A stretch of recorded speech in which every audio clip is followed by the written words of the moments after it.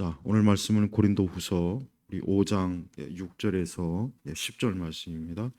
고린도후서 5장 6절에서 10절입니다.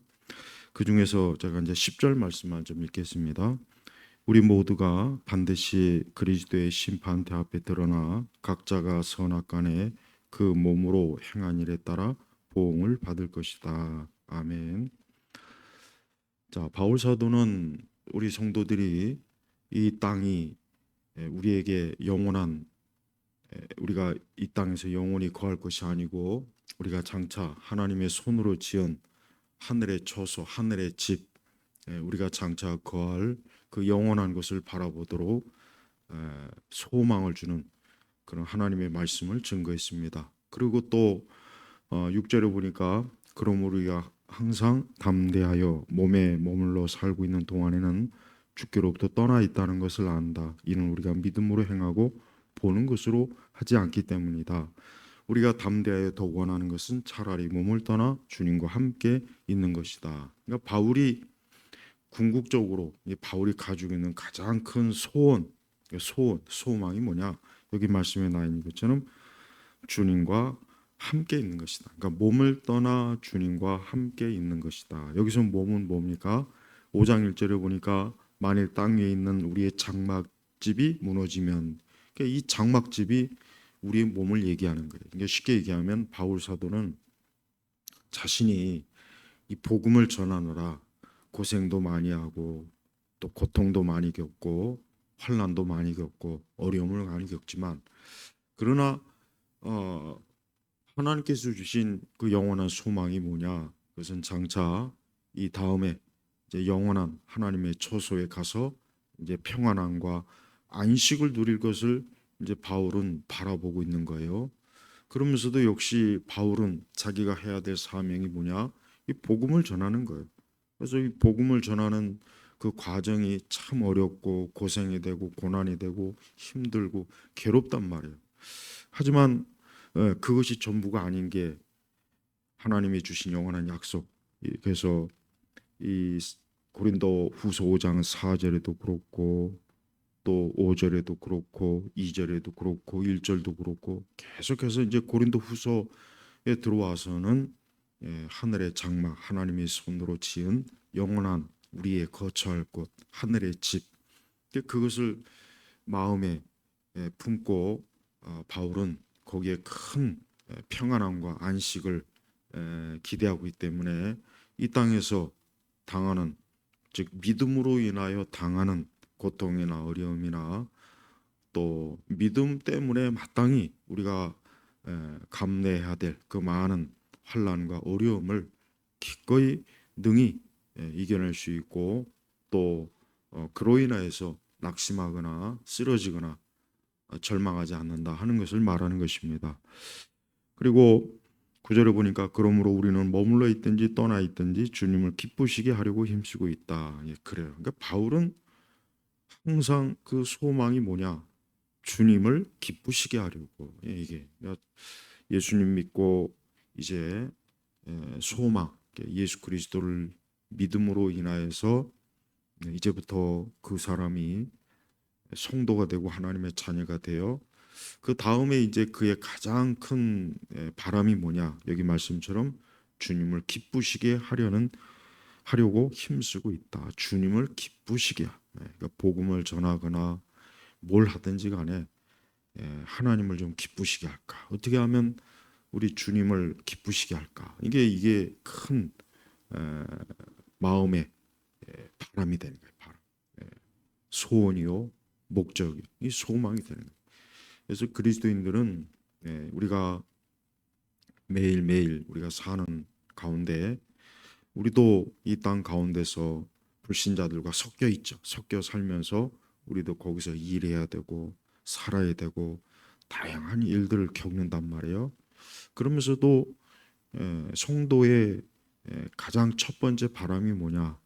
하나님을 기쁘시게 하고자 하는 마음, 주님을 어떻게 하면 기쁘시게 할까? 이게 제일 첫 번째 자리 잡는 소망이에요.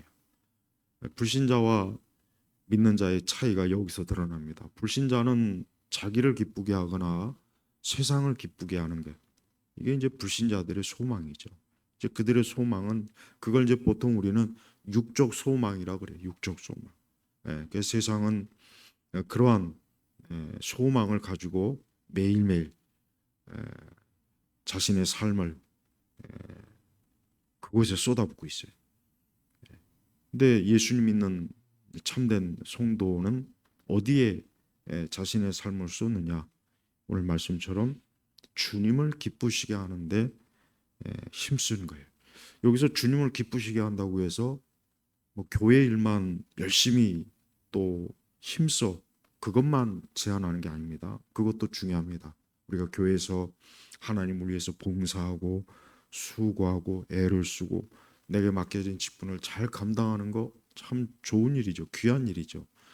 하지만 거기에서만 제한하지 말고 우리의 모든 영역, 모든 영역, 이 삶의 모든 영역, 이 세상 어느 한 영역 하나님의 소유가 아닌 곳이 없어요. 하나님의 주권이 미치지 않은 곳이 없고 하나님의 것이 아닌 것이 없단 말이에요. 아무리 우상을 숭배하고 불신앙이 가득한 곳일지라도, 그러니까 소돔과 고모라 같은 곳이라도 거기는 하나님의 것이에요. 그 땅과 그곳에 있는 모든 것은 다 하나님의 소유란 말이에요. 그러니까 사실 마땅히 하나님을 기쁘시게 했어야 돼요. 그러니까 소돔과 고모라의 우리가 말씀에 그 창세기에 나와 있지만 거기 있는 사람들은 그 지역이 아마 여러 가지로 살기가 좋았고 경제적으로도 좋았고 아마 모든 게 사람들이 만족스러울 만한 곳이긴 했을 거예요. 그러나 사람들 자체가 주님을 기쁘시게 하지 않았어요. 사람들 자체가 주님을 기쁘게 하지 않고 오히려 하나님의 진노를 일으키는 그런 일들도 많이 있어요. 이 땅에서 살기 좋은 곳이 있어요. 기후도 좋고 또 여러 사람이 살아갈 수 있는 여러 가지 문화 시설이나 먹고 마시는 것이나 모든 것이 좋은 것이 있습니다. 그런데 그곳에 있는 사람들이 만약에 이제 그곳에 있는 사람들이 보면은 동성애를 좋아하고 또 잘못된 하나님께서 싫어하시고 하나님 말씀과 계명에 합당하지 않은 그와 같은 것들을 사람들이 열심으로 살면서 추구한다면 그것이 바로 뭡니까? 그것이 사실은 하나님의 진노를 일으키는 것이에요. 사실 이 땅엔 그런 것이 많아요. 잘 살고 좋은 어떤 문화시설, 좋은 환경, 심지어 좋은 기후와 날씨가 이렇게 주어졌는데 그것에서 어떻게 합니까? 사람들이 마약을 하거나 또 악한 어떤 동성애를 한다거나 또 하나님이 싫어하는 미워하는 하나님 계명을 거역하는 우상 숭배를 한다거나 기독교 신앙을 짓밟다거나 하나님의 말씀을 거부하거나 그 외에 또 많이 있죠. 예, 많이 있죠. 예. 바로 그런 형태의 그 하나님의 진노를 일으키는 그러한 일에 오히려 힘쓰는 사람들이 꽤 많습니다. 자, 근데 바울은 자신은 지금 어떠한다고 했습니까?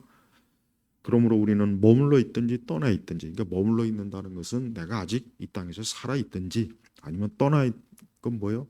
주께서 나를 이제 부르셔서 주님의 곁으로 가까이 이제 하늘의 초소로 나를 데리고 있든지, 그러니까 어느 쪽이든 바울의 소망은 뭐냐? 주님을 기쁘시게 하려고 힘쓰고 있다 그런 것입니다. 우리 그리스도인들도 어떤 상황이나 형편이나 여건이 다 다릅니다. 다 달라요. 사는 곳도 다르고 환경도 다르고 각자 다 다릅니다. 여러 모든 것들이 같지 않겠죠. 하지만 공통적인 것, 즉 모든 그리스도인의 공통적인 한 가지 소망이 뭐냐? 주님을 기쁘시게 하는 일에 힘쓰는 것. 그 사람이 아프리카에 있던 저 뭐 유럽에 있던 아시아에 있던 아니면 뭐 다른 아주 그 지역이 극심하게 우상을 숭배하고 도무지 예수님 믿는 사람은 정말 어? 몇 사람 안 되고 심지어 교회도 없고 그런다 할지라도 진정한 그리스도인은 그것에 있을지라도 그런 곳일지라도 어때요? 오늘 말씀처럼 주님을 기쁘시게 하려고 힘쓰고 있다. 힘쓰고 있다. 그러니까 진정한 성도의 표지는 항상 뭘 하든지 하나님을 기쁘게 하는 거예요. 하나님을 기쁘게 한다는 건 뭡니까? 자, 우리 주님께서 우리의 모든 우리가 주의 말씀에 순종하고 주의 뜻을 따르고 항상 하나님을 우선적으로 여기고 또 언제나 우리의 삶의 중심과 최우선은 언제나 하나님 기뻐하시는 하늘에 속하고 또 영적으로 살려고 애를 쓰고 또 우리 자신이나 우리 주변의 부패함과 죄악에 우리가 최선을 다해서 최대한 그런 것들을 거슬려서 어떻게 하든 하나님의 기뻐하시는 방향으로 결정하고 목표를 잡고 그러한 길로 가고 또 그렇게 죄악을 거슬려서 하나님의 선한 길로 가려고 하는 것, 이게 다 주님을 기쁘시게 하는 거예요. 대체로 우리나라 그리스도인들은 그러니까 예배당 안에서만 주님을 기쁘시게 하는 것으로 한정돼 있어요. 그래서 뭐 열심히 예배 참석하고 기도 많이 하고 뭐 새벽기도 많이 하고 뭐 금요기도 많이 나오고 뭐 성경을, 그래요. 그거 다 좋은 거예요. 그게 나쁜 게 아닙니다. 그러한 일에 게으른 것도 잘못된 거예요. 그렇죠? 그러한 일에 게으른 것도 큰 죄를 짓는 것입니다. 그래서 진정한 그리스도인들은 자기 자신이 하나님의 교회에서 해야 될 마땅한 성도의 의무를 열심히 하는 거, 이거 정말 하나님이 기뻐하셔요. 또한 거기에 머물지 말고 이 사회, 정치나 경제나 문화, 예술, 교육, 어떤 사업이라든가 모든 영역에서 사실 그리스도인들은 주님을 기쁘시게 하죠. 자기가 어떤 직업을 갖고 있습니다. 그런 그 직업이 어떤 종류의 직업이든 분명히 주님을 기쁘시게 할 수 있는 방향이 있어요. 틀림없이 있습니다. 그러나 반대로 이거는 하나님이 기뻐하는 일이 아닌데, 이거는 하나님을 속이고 사람을 속이는 일인데, 이거는 부정한 것인데, 이거는 하나님 보시기에 양심적으로 옳지 못한 것인데, 이거는 잘못된 그릇된 그러한 세력들에게 굴복하는 것인데, 그런 거 있지 않겠습니까? 특별히 우리 한국 교회는, 우리나라 교회는 전통적으로 이제 교회 안에서만 열심을 내는 거예요. 그래서 열심히 기도해라, 열심히 새벽기도 나와라, 금요 뭐 철야기도에 나와라, 뭐 열심히 부르짖어라, 뭐 열심히 예배 나오라, 뭐 열심히 전도해라. 그런 거는 정말 사실 그런 그 가르침 때문에 어떻게 보면 우리나라 교회가 양적으로 많이 성장했지만, 그러나 성도 한 사람 한 사람이, 그 사람들이 예를 들면 그 사람들이 정치인이거나 아니면 법조인, 판사나 변호사, 아니면 검사나, 아니면 그 사람들이 학교 선생님이든 아니면 회사원이든지 경영자이든지 아니면 문화예술 쪽에 있든지 아니면 그 사람이 뭐 세상에 뭐 엄청나게 분야가 많으니까 뭐 너무 많죠. 그러니까 자기가 있는 그 영역에서 그리스도를 기쁘게 한다는 그런 에, 생각은 거의 못해요. 또 그런 설교도 거의 듣지를 못했습니다. 왜 그렇습니까? 그것은 그만큼 하나님을 기쁘시게 하는 그 영역이 그냥 이 교회 예배당 안에서만이 전부이냐, 그렇게 가르쳤어요. 그렇게 가르쳐 사실 그랬습니다. 지금도 그래요. 지금도 그렇습니다. 그러다 보니까 우리가 살고 있는 이 사회나 국가가 말도 안 되는 일들이 벌어지죠. 사회주의나 공산주의 물을 먹은 사람들이 막 정치인이 되고, 그런 사람들이 학교 선생님도 되고, 그런 사람들이 막 연예인이 되고, 그런 사람들이 문화예술, 교육, 법률, 법조계, 그런 사람들이 뭐 이 사회 각 분야에 퍼지다 보니까 그 사회가 한순간 어느 순간에 보니까 반기독교적이요, 어, 교회를 적대시하고, 예를 들면 자 언론이나 이런 방송, 그쪽 계통 언론, 신문, 방송, 뭐 여러 언론 계통에 있는 그쪽에도 교회 다니는 사람이 많지 않겠어요? 국회의원들 중에도 분명히 자기 종교란에 기독교, 뭐 교회, 뭐 심지어 교회에서 무슨 직분도 가진 사람도 있고 거고. 하지만 봐요. 실제적으로 어때요? 그러면 그들이 자기 영역에서 주님을 기쁘시게 하는 그러한 일을 하고 있을까요? 어쩌면 그 사람들이 하나님을 기쁘시게 하지 않는, 오히려 하나님을 거역하는 그런 법률이나 제도나 가짜 뉴스나 거짓 프레임, 그릇된 사상이나 이념에 열심을 내면서 교회 안에 와가지고 헌금 많이 내고 교회 안에서 어떤 직분을 맡고 교회 안에서 굉장히 열심을 내잖아요. 음. 이 카터, 미국의 카터 대통령이 대표적으로 그런 사람이에요. 이 사람이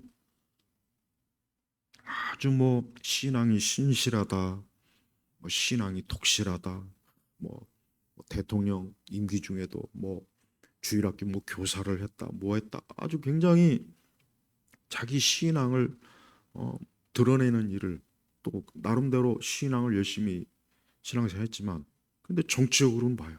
정치적으로는 북한의 김일성이를 추종하고 북한에 가서 김일성이한테 아부지진하고 정작 이 대한민국의 자유나 이 대한민국의 이 처한 상황은 무시하고 뭔가 이상한 짓을 많이 했어요.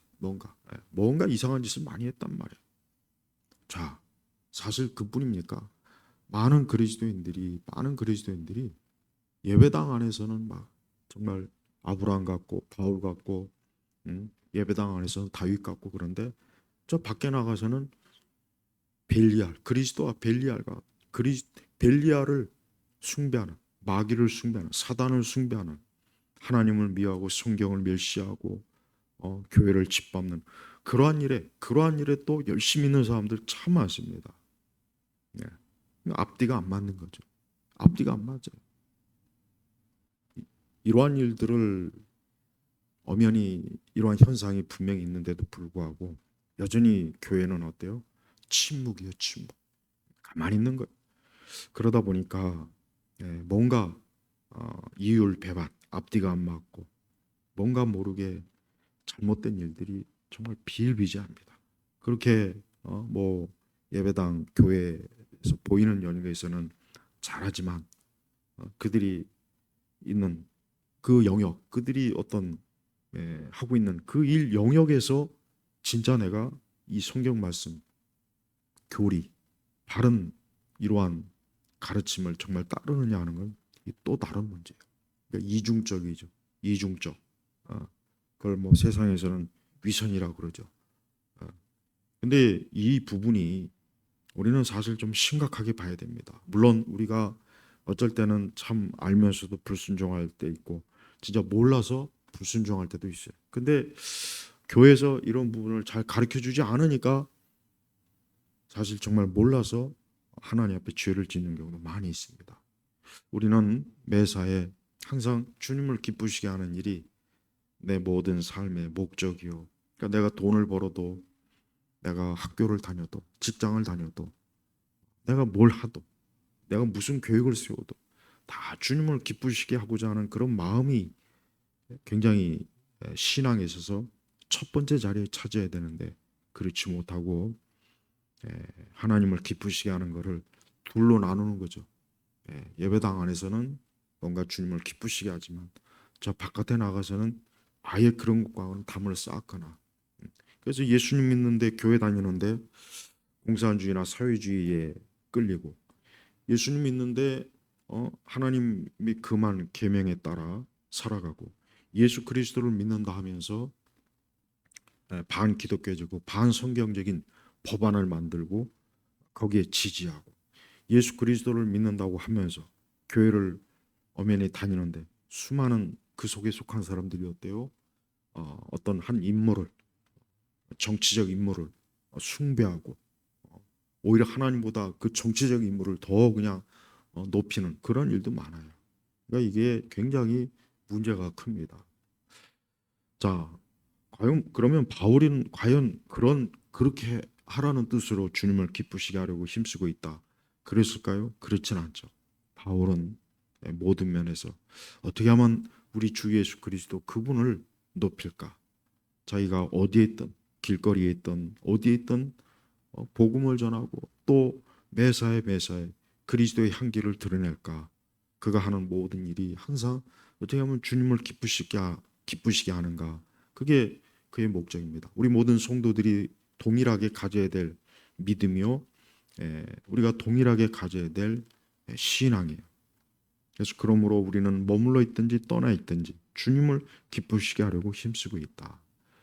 하나님께서 사람을 지은 목적이 뭡니까? 하나님이 사람을 지은 목적은 첫째, 그 사람이 주님을 주님을 기쁘시게 하려고 살아가는 것. 이게 하나님께서 사람을 지은 목적이에요. 아담과 하와는 애초부터 그런 목적으로 하나님이 딱 창조했는데, 만들었는데, 흙으로 지었는데, 이 뱀이 하와를 꼬드기고 그 다음에 또 이 하와가 아담을 꼬드겨서 한순간에 어때요? 하나님이 싫어하는 것, 즉 하나님의 말씀을 거역하고 불순종하는 일에 저들이 죄를 지었지 않습니까? 이제 그때 이후로 인간의 본성은 주님을 기쁘시게 하는 것이 아니라 나를 기쁘게 하고 세상을 기쁘게 하고 마귀를 기쁘게 하고, 마귀를. 우상 숭배자들은 다 마귀를 기쁘게 하는 거예요. 예수님 믿지 않는 사람은 지금 다 마귀와 세상을 기쁘게 하는 거예요. 뭐라고 그들이 얘기를 하든 난 그런 거 알지도 못해요. 난 종교적인 사람이 아니에요. 난 어떤 종교도 갖지 않고 있어요. 그렇게 말한다 할지라도 예수 그리스도를 믿지 않는 것 자체가 뭡니까? 세상과 마귀를 기쁘게 하고 자기를 기쁘게 하는 거예요. 10절에 보면은 바울이 가장 중요한 그 내용을 지금 여기서 증거하고 있습니다. 뭐냐? 우리 모두가 반드시 그리스도의 심판대 앞에 드러나 각자가 선악간에 그 몸으로 행한 일에 따라 보응을 받을 것이다. 이거 참 중요합니다. 자 보십시오. 바울은 우리에게 굉장히 중요한 소망, 즉 그리스도인들이 하나님께로부터 받은 굉장히 중요한 소망을 말하죠. 뭡니까? 하늘의 집. 이 다음에 우리의 몸을 떠나 이 땅에서 죽음을 맞이해서 우리가 내세에 들어가면 그 다음엔 그리스도인들이 뭐야? 하나님의 나라에서 하나님께서 지은 집에 우리가 영원히 거기에 거할 거예요. 거기서 안식을 할 거예요. 근데 바울은 그것만 이제 얘기한 것이 아니라 뭡니까? 10절 우리 모두가 반드시 그리스도의 심판대 앞에 드러나, 여기 중요한 게 뭡니까? 그리스도의 심판대, 그리스도의 심판. 이 그리스도의 심판대라는 게 정확하게 뭘까요?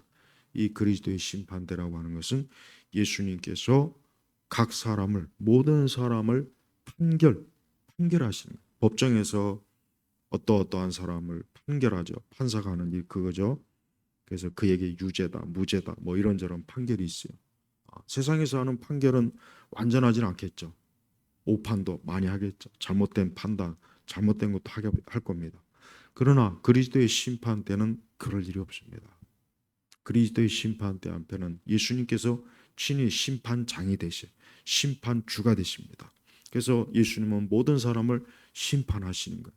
그러니까 우리는 이 하나님의 심판을 명확하게 알고 있어야 돼.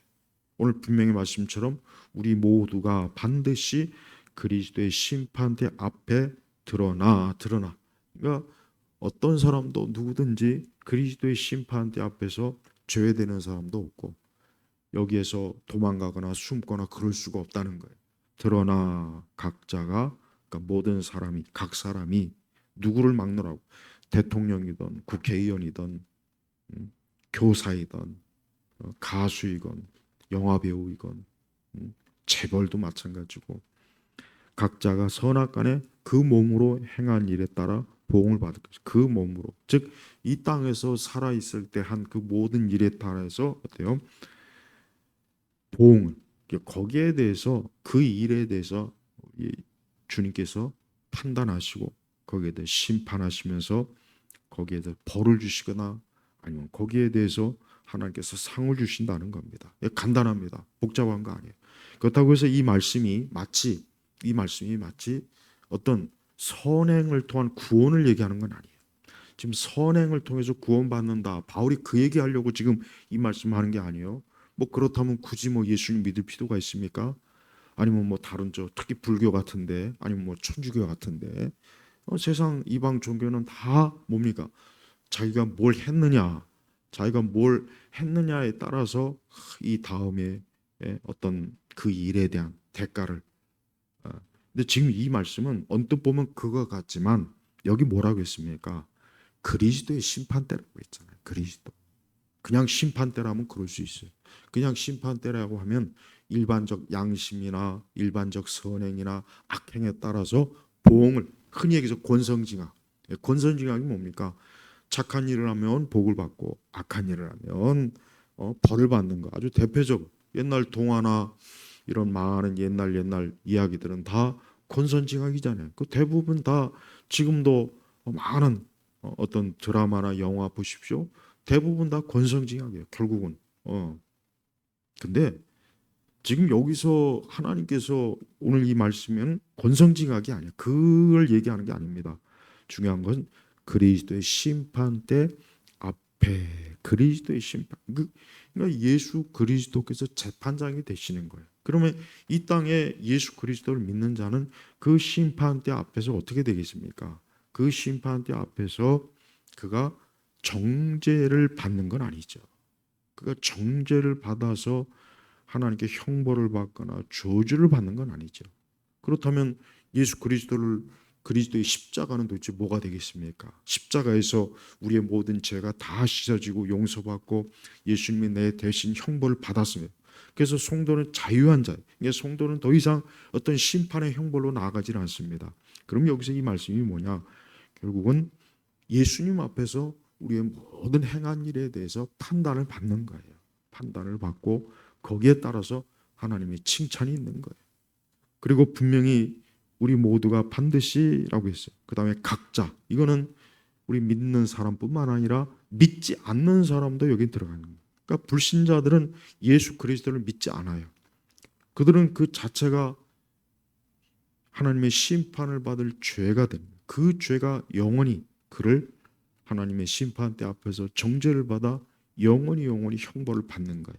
그러나 그리스도를 믿는 하나님의 성도는 그도 역시 그리스도의 심판대 앞에 서게 하겠지만 그는 정죄를 받는 것이 아니라 그의 죄는 이미 예수님으로 인하여 씻어졌고 씻겨졌기 때문에 그는 이제 어때요? 하늘에 속한 자요, 하나님의 나라에 속한 자요, 하나님의 자녀입니다. 그리고 우리의 선악간의 모든 일은 이미 다 하나님 그리스도께서 이미 다 십자가에서 해결했어요. 그러면서 이 말씀이 뭡니까? 우리 성도들은 적어도 항상 하나님을 기쁘시고 그리스도의 영광을 위해서 살으라. 이 다음에 그리스도의 심판대가 있기 때문에 항상 그것을 염두에 두면서 우리가 살아갈 때 우리는 매사에 항상 그리스도 주님을 기쁘시게 하고자 하는 그런 마음과 뜻이 늘 넘쳐날 것이라는 것입니다. 그래서 이 말씀이 뭐냐? 특히 10절의 말씀을 잘못 해석하고 잘못 적용해 버리면은 이 땅에서 착한 일을 많이 하고 선한 일을 많이 해야 이 다음에 구원받는가? 그렇게 혹시 오해할 수가 있어요. 그게 아니고 뭡니까? 하나님의 그리스도의 심판대가 있는데 그곳에서 인간이 결국은 믿는 자이든 믿지 않는 자이든 모든 사람이 그곳에서 판결을 받고 판단을 받는다. 그리고 선악간에 보응을 받을 것이다. 불신자들은 아무리 자신의 선행과 아무리 자신이 참 착한 일을 했다 할지라도 그에게 궁극적으로 어떠한 죄가 있습니까? 그리스도 하나님의 아들 예수님을 믿지 않았기 때문에 그들은 자신의 죄 여전히 죄값을 치러야 돼요. 그게 영원한 형벌이에요. 그러나 믿는 자는 그 죄가 용서받은 거예요. 하나님의 자녀예요. 그는 그리스도의 심판대 앞에서 정죄를 받지 않지만 그가 한 모든 일에 대해서 하나님께서 그에게 하신 모든 일에 대해서 그리스도께서 죄값을 치렀다는 것을 보여줄 거란 말이에요. 그러므로 성도들은 이 말씀을 볼 때마다 이런 말씀을 알고서 어때요? 9절의 말씀처럼 주님을 기쁘시게 하려고 힘쓰는 거예요. 이런 말씀을 우리가 알고 들을 때 내가 이 다음에 그리스도의 심판대 앞에 섰을 때 내가 주님을 기쁘시게 한 인생을 살고서 주 앞에 서기를 바라는 마음, 이게 성도의 마음입니다. 모든 사람이 그리스도의 심판대에 섭니다. 지금 이 땅에서 가장 돈이 많은 사람, 가장 권력이 많은 사람도 그리스도의 심판대 앞에 서요. 법정에서 판결하는 판사도 잘못된 판결을 하고 또 검사도 변호사도 마찬가지. 법을 다루는 사람이라고 해서 그리스도의 심판대 앞에서 벗어날까요? 천만에 그렇지 않아요. 오히려 그들은 어떻게 보면 더 많은 죄를 짓고 있는 자들이 거기에 많아요. 잘못된 불의한 판결, 없는 죄를 뒤집어 쓰고 엉터리 같은 변호를 해서 그런 일도 많습니다. 이 땅의 어느 영역, 그 영역에 속한 사람들 예를 들면 기자나 이런 방송 언론계에 있는 사람들 얼마나 거짓말 많이 합니까? 얼마나 가짜 뉴스 많이 쏟아붓습니까? 얼마나 가짜 선동질을 많이 해서 수많은 사람들의 눈과 귀를 가립니까? 정치인들은 말할 것도 없죠. 정치인들은 그냥 마귀의 표본들이에요. 표본. 정치인들 대부분의 정치인들은 다 누구 말대로 지옥에 가장 먼저 갈 자들이 정치인이 아닌가 싶어요. 또 그뿐입니까? 교육을 담당하고 어떤 지식을 생산한 이 지식인들, 학교 교사도 그렇고 철학자도 그렇고 어떤 지식을 책을 이런 사람들 중에도 얼마나 잘못된 교육과 잘못된 사상과 이념으로 수많은 사람들을 그 마음을 더럽히고 생각을 더럽히고 그로 인해서 발생되는 무수한 이 땅의 일들, 아, 예를 들면 마르크스나 엥겔스 같은 사람들, 모택동 같은 사람들, 스탈린 같은 사람들, 히틀러 같은 사람들, 우리나라 보면은 저 김일성이나 박헌영이나 뭐 이런 사람들 보십시오. 공산주의자들. 이런 자들이 얼마나 잘못된 사상과 이념으로 수천만 명을 죽이고 학살하고 그들이 과연 그리스도의 심판대를 벗어날 수 있겠어요? 피할 수 있겠어요? 없죠. 우리 성도들이 하나님께 구원받았다고 해가지고 나는 뭐 구원받은 사람이니까 나는 이제 어, 하나님의 정죄 심판을 받지 않지. 뭐 이제 내가 내 마음대로 뭐 죄를 져도 괜찮지. 그런 생각을 하는 그리스도인들은 없죠. 없죠. 진정한 그리스도인들은 그렇게 하라고 해도 못합니다. 그런 생각이 들 수가 없어요. 가짜, 거짓된 자들만 그런 생각을 하겠죠. 우리 모두가 그리스도의 심판대 앞에 적어도 성도는 영광으로 드러납니다. 적어도 그리스도의 심판대 앞에 우리 성도들은 예수 그리스도의 십자가의 피로 구속받은 자이기 때문에 그는 주 앞에 무죄한 자로 정결하게 드러날 거예요. 또한 그리스도인들은 이 땅에서 주님을 기쁘시게 했기 때문에 거기에 대한 칭찬과 분명히 하늘의 상급을 받을 것입니다. 이게 성도로서 얼마나 큰 기쁨이요 위안이요 자랑이 아니겠습니까? 성도는 매사에 매사에 하나님을 기쁘시게 하다 보면 자연적으로 그는 결국 하나님을 기쁘시게 하다 보면 자기에게도 유익하고 이 세상에도 유익하고 다른 사람에게도 유익하게 돼 있습니다.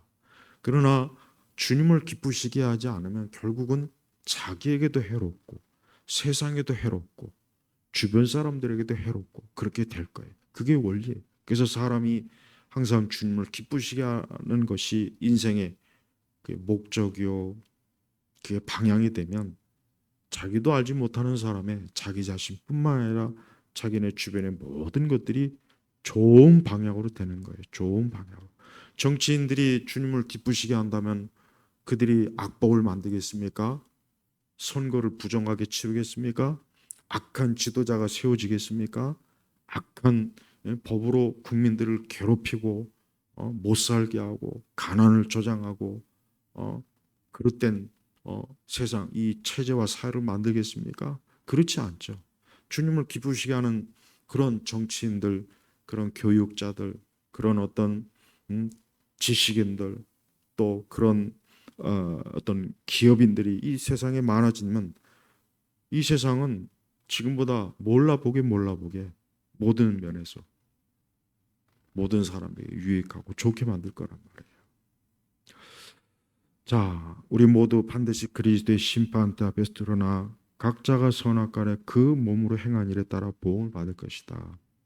하나님 말씀에 먹든지 마시든지 뭘 하든지 하나님의 영광을 위하여 하라. 그 말씀이 있죠. 그 몸으로 행하는 거예요. 그러니까 우리가 그래요. 성도들이 죄와 싸우고 또 죄와 참 힘겹게 대결하고 우리 안에 본성의 타락과 힘겹게 날마다 투쟁하고 이거는 잘못된 것이 아니라 잘하는 것이고 성도이기 때문에 그러는 거예요. 그러나 거듭나지 못한 중생하지 못한 세상과 마귀에게 속한 육에 속한 자들은 그런 게 없어요. 약간의 양심의 작용은 있겠지만 그들은 온통 어때요? 그 몸으로 악을 행하죠. 하나님을 거역하죠. 하나님이 싫어하는 것만 하죠. 못된 것만 하겠죠. 마귀를 기쁘게 하겠죠. 세상을 기쁘게 하겠죠. 그로 인해서 결국 세상은 더 악해지고 자기에게도 해가 될 것입니다. 그래서 우리 성도들이 오늘 말씀처럼 그리스도의 심판대가 있구나. 이 그리스도의 심판대 앞에 모든 사람이 서는구나. 이 그리스도의 심판대를 모르고 지금 이 땅에서 거리를 활보하고 온갖 악한 것, 부정한 짓을 저지르고 그 부정한 것을 사람들의 눈에 가릴 수 있어요. 그래요. 이 세상에서 드러나지 않는 죄악들이 많습니다. 그러나 그리스도의 심판대 앞에서는 다 드러나 숨길 수가 없어요. 예. 역사 속에서 또 모든 각 개인이 숨겨진 죄가 사실 얼마나 많습니까? 그 마음 깊숙한 것, 또 아무도 알지 못하는 것. 그러나 그리스도의 심판대 앞에서는 다 훤히 드러나는 거예요. 훤히. 예. 대낮에 저 태양빛이 비치면 모든 게 훤하게 드러나지 않습니까? 바로 예수님의 심판대 앞에서는 그렇게 드러나는 거예요.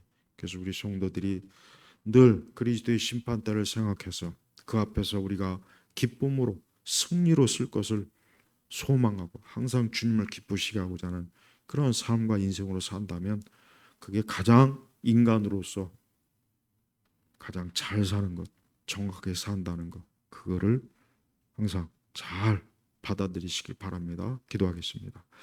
아버지 하나님 감사합니다. 우리 모두 장차 그리스도의 심판대 앞에 설 텐데 우리가 그 자리에서 그리스도를 높이고 하나님을 높이면서 기뻐함으로 모두가 설 수 있도록 우리 온 성도들을 오늘 이 시간에도 주님을 기쁘시게 하는 길로 항상 가도록 이끌어 주옵소서. 감사드리며 우리 주 예수 그리스도의 이름으로 기도 올렸습니다. 아멘.